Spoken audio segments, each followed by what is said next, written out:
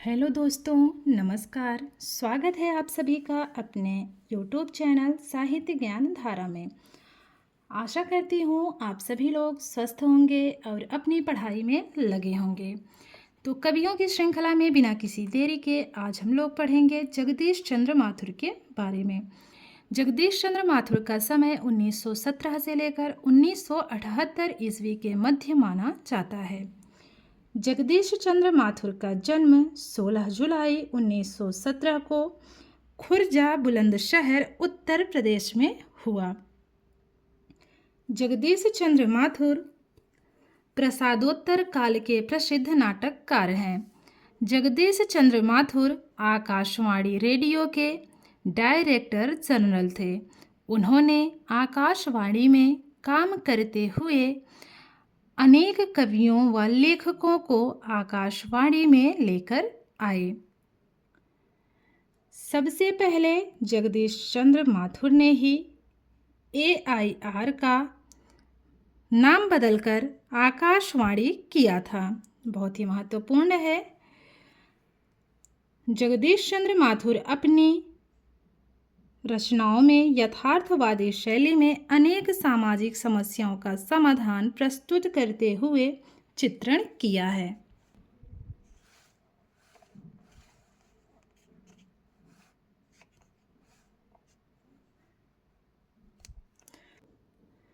तो सबसे पहले है उपन्यास विधा।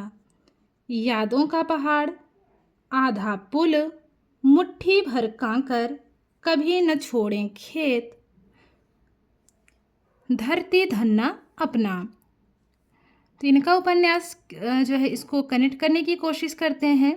जो जगदीश चंद्र माथुर है वो क्या कहते हैं, वो क्या करते हैं, आधे पुल पे जो है मुट्ठी भर कांकर लेकर वो क्या करते हैं, यादों का पहाड़ बना देते हैं। जो जगदीश चंद्र माथुर हैं वो आधे पुल पर मुट्ठी भर कांकर लेकर क्या करते हैं, यादों का पहाड़ बना देते हैं और कहते हैं कि कभी न छोड़े खेत। अगर खेत छोड़ देंगे तो वो धरती धनना अपना, वह धरती जो धन रूपी धरती है वो अपना न रह जाएगा। तो इस प्रकार से कनेक्ट कर लेंगे। इनके जो 5 उपन्यास हैं एक ही में याद हो जाएंगे। फिर से देखते हैं ट्रिक को। जगदीश चंद्र माथुर आधे पुल पर खड़े होकर मुट्ठी भर कांकर से यादों का पहाड़ बना देते हैं और कहते हैं कभी ना छोड़ें खेत, नहीं तो धरती धन्ना अपना। अगर खेत छोड़ देंगे तो क्या होगा, जो धरती रूपी धन है वो अपना नहीं रहेगा। अब बात करते हैं नाटक विधा की। कोणार्क 1951 ईस्वी, शारदीया 1959 ईस्वी, 10 तस्वीरें 1962 ईस्वी, परंपराशील नाट्य 1968 ईस्वी, पहला राजा 1970, जिन्होंने जीना जाना 1972 ईस्वी, दशरथ नंदन 1974 ईस्वी, रघुकुल रीति 1985 ईस्वी। तो इसको कनेक्ट कैसे करेंगे, अगर कनेक्ट करेंगे तो ये रचनाएं आगे पीछे हो जाएंगी। ऐसे तो समय के अनुसार है, तो चलिए ऐसे सीधे इसको कनेक्ट करने की कोशिश करते हैं।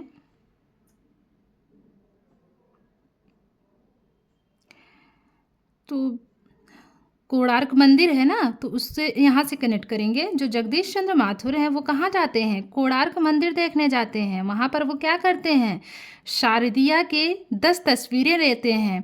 और तस्वीरें खींचना तो आजकल परंपरा बन गई है। तो ऐसे ही कनेक्ट करेंगे कि जगदीश चंद्र माथुर कोणार्क मंदिर जाते हैं, वहाँ पर वो शारदीया के जो है कितनी तस्वीरें लेते हैं, 62 तस्वीरें लेते हैं। तो समय भी कनेक्ट हो जाएगा 1962 ईस्वी। और तस्वीरें लेना तो आजकल परंपरा बन गई है, तो परंपराशील नाट्य हो गया। फिर कहते हैं कि पहले ऐसे राजा हैं जिन्होंने जीना जाना, वो कौन थे, वो थे दशरथ नंदन। और ये रीति जो है रघुकुल की सदैव चली आई है। तो इस प्रकार कनेक्ट करेंगे तो इनके सभी नाटक एक ही में कनेक्ट हो जाएंगे। अब बात करते हैं एकांकी विधा की। मेरी बांसुरी 1936 ईस्वी, भोर का तारा 1937 ईस्वी, कलिंग विजय 1937 ईस्वी, रीढ़ की हड्डी 1939 ईस्वी, मकड़ी का जाला 1941 ईस्वी, खंडहर 1943 की है, खिड़की की राह 1949 ईस्वी, घोंसले 1950 ईस्वी, कबूतर खाना 1951 ईस्वी, वो मेरे सपने 1953 ईस्वी। तो इसको कनेक्ट करने की कोशिश करते हैं। जो जगदीश चंद्र माथुर है वो अपनी बांसुरी की तारीफ में क्या कहते हैं कि मेरी बांसुरी जब बजती है तो ऐसा लगता है कि भोर का तारा दिख रहा हो। और भोर के तारे में क्या दिखता है? कलिंग विजय दिखाई देती है। फिर कहते हैं कि रीढ़ की हड्डी जो है, कलिंग विजय जब कोई युद्ध होगा तो उसमें तो इंसान को थोड़ी बहुत तो अस्वस्थता महसूस होगी ही। तो कह रहे हैं कि कलिंग विजय करने के बाद रीढ़ की हड्डी ऐसे हो गई है जैसे मकड़ी के जाला ने अपना खंडहर बना लिया है। फिर कहते हैं कि खिड़की की राह से देखने पर वो सभी घोंसले दिखाई देते हैं जो कबूतरों ने बनाया है। फिर कहते हैं कि ओ मेरे सपने, ये तो मेरा सपना है। कौन सा? भोर का तारा सपना है। तो ऐसे कनेक्ट कर लेंगे इसको। फिर से इस ट्रिक को देखते हैं। जगदीश चंद्र माथुर कहते हैं कि जब मेरी बांसुरी बजती है तो भोर का तारा दिखाई देता है। और भोर के तारे में वो क्या देखते हैं कि उन्होंने कलिंग पर विजय प्राप्त कर ली है। फिर कहते हैं कि कलिंग विजय प्राप्त करने में मेरी रीढ़ की हड्डी मकड़ी के जालों की तरह खंडहर बन गई है। खिड़की की राह से फिर देखते हैं, कहते हैं कि ऐसे घोंसले बने हुए हैं जैसे कबूतरों ने बनाया हुआ है। फिर कहते हैं ओ मेरे सपने, मतलब ये सब मैं सपना देख रहा था। अभी मैंने जो कुछ भी बताया ये सब क्या सपना था? तो इस प्रकार से कनेक्ट कर सकते हैं। अब बात करते हैं इनके निबंध की। बोलते क्षण 1973 ईस्वी की है। संस्मरण है इनका 10 तस्वीरें 1962 ईस्वी, जिन्होंने जीना जाना 1972 ईस्वी। तो इसको कैसे कनेक्ट करेंगे? जो जगदीश चंद्र माथुर हैं वो कहते हैं कि आज के समय में जिन्होंने जीना जाना है लोग उनको ही समझते हैं जो 10 तस्वीरें खींचते हैं। आजकल तो जो है लोग बहुत सारी तस्वीरें लेते हैं, तो उसी से कनेक्ट करेंगे इसको कि जिन्होंने जीना जाना, तो जीना किन लोगों ने जाना है? जो 10 तस्वीरें खींचते हैं। तो इस प्रकार से दोनों इनके संस्मरण भी कनेक्ट हो जाएंगे। तो ये थी कुछ विस्तृत जानकारी जगदीश चंद्र माथुर के बारे में। अब देख लेते हैं इनसे बनने वाले महत्वपूर्ण प्रश्नों के बारे में जो परीक्षा के दृष्टिकोण से अत्यंत ही महत्वपूर्ण साबित होने वाले हैं। पहला प्रश्न है, जगदीश चंद्र माथुर का जन्म कब हुआ? विकल्प है 1917, 1918, 1919 या फिर 1920। तो जो जगदीश चंद्र माथुर है इनका जन्म हुआ है 1917 ईस्वी में। अगला प्रश्न है, जगदीश चंद्र माथुर मूल रूप से हैं नाटककार, उपन्यासकार, कहानीकार या फिर इतिहासकार? तो जगदीश चंद्र माथुर मूल रूप से नाटककार हैं। अगला प्रश्न है, जगदीश चंद्र माथुर के किस नाटक में एक भी नारी पात्र नहीं है? शारदिया, कोणार्क, 10 तस्वीरें या फिर पहला राजा? तो वो है कोणार्क। अगला प्रश्न, जगदीश चंद्र माथुर के इस नाटक में पौराणिक पात्र राजा पृथु की समस्याओं को जवाहरलाल नेहरू से जोड़कर प्रस्तुत किया गया है।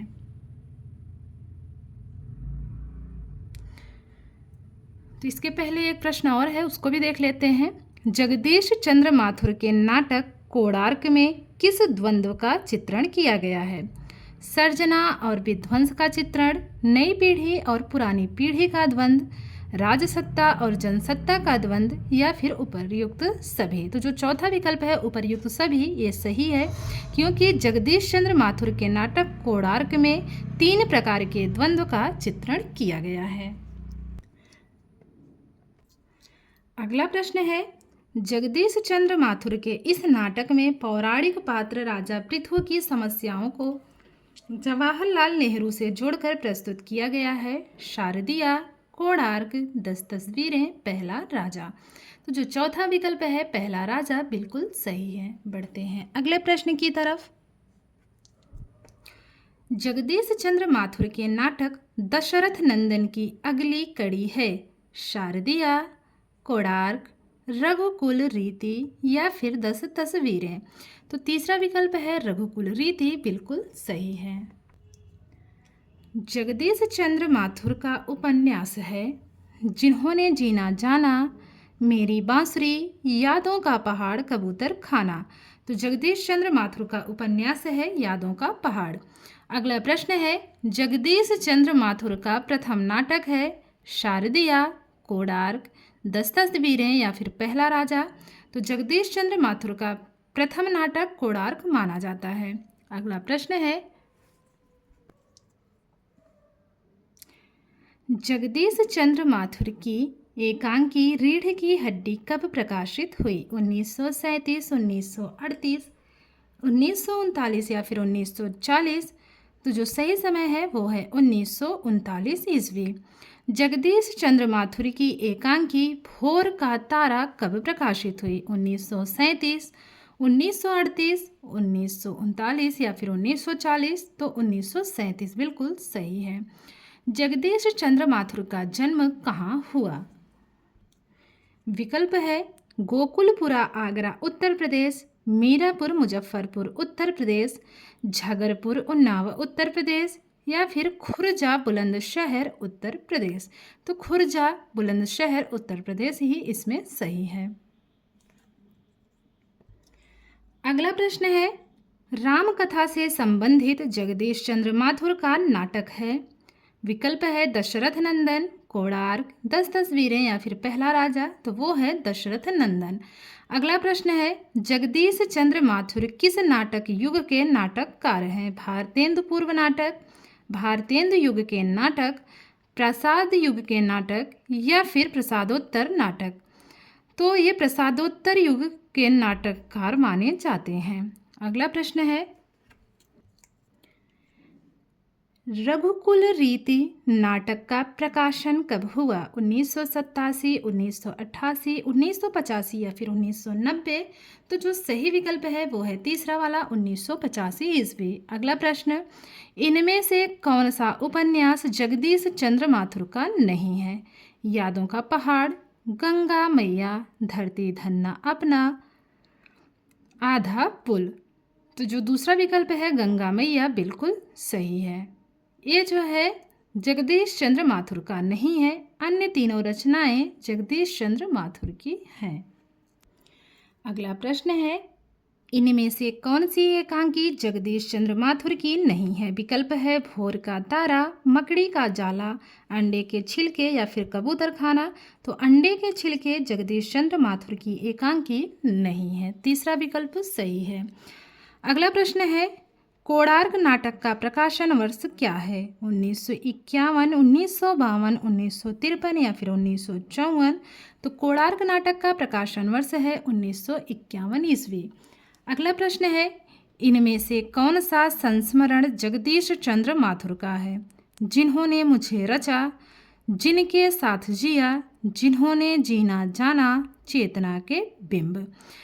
तो जो संस्मरण है इनका वो है जिन्होंने जीना जाना, तीसरा वाला विकल्प बिल्कुल सही है। अगला प्रश्न है, इनमें से कौन सा निबंध जगदीश चंद्र माथुर का है? आत्मनेपद, त्रिशंकु, जोग लिखी या फिर बोलते क्षण। तो जो बोलते क्षण है वो इनका निबंध माना जाता है, किसका? जगदीश चंद्र माथुर का। अगला प्रश्न है, जगदीश चंद्र माथुर किस आकाशवाणी चैनल के जनरल ऑफ डायरेक्टर थे? जबलपुर, लखनऊ, पटना या फिर विविध भारती। तो विविध भारती इसमें सही है। अगला प्रश्न है, जगदीश चंद्र माथुर के नाटकों का प्रकाशन वर्ष के अनुसार सही अनुक्रम किस विकल्प में है? कोणार्क, पहला राजा, दशरथ नंदन, शारदिया। शारदिया, पहला राजा, कोणार्क, दशरथ नंदन, कोणार्क, शारदिया, पहला राजा, दशरथ नंदन। तो ये जो तीसरा वाला विकल्प है यही हमारा सही है, इसके आगे हमें पढ़ने की आवश्यकता नहीं है। तो देखते हैं कब कब की रचना है। इनके नाटक कोणार्क का समय है 1951 ईस्वी, शारदिया का है 1959 ईस्वी। पहला राजा की बात करें तो पहला राजा का समय है 1970 ईस्वी। उसके बाद है दशरथ नंदन 1974 ईस्वी। तो जो तीसरा विकल्प है यही हमारा सही है। अगला प्रश्न है, जगदीश चंद्र माथुर का निधन कब हुआ? 1974, 1978, 1984 या फिर 1987? तो 1978 ईस्वी में इनका निधन हुआ। तो उम्मीद करती हूँ आज की वीडियो आप लोगों को अच्छी लगेगी। अगर वीडियो अच्छी लगे तो कमेंट के माध्यम से ज़रूर बताइएगा और वीडियो को आप लोग लाइक भी कर दिया करिए। और अगर वीडियो पसंद नहीं आती है तो आप लोग तब भी कमेंट के माध्यम से बता सकते हैं कि कहाँ पे कमी रह जाती है, और आप लोग बेफिक्र होकर बता सकते हैं कि वीडियो अच्छी नहीं लगी। और अच्छी लगे तो अच्छी बात है, और जो लोग चैनल पे नए हैं वो लोग चैनल को सब्सक्राइब कर लीजिए अगर आप लोगों को वीडियो अच्छी लगे तो, और लाइक कर दिया करिए वीडियो को। तो मिलते हैं कवियों की श्रृंखला में एक और कवि के साथ। तब तक के लिए सभी को जय श्री राधे कृष्णा, जय श्री सीताराम, नमस्कार।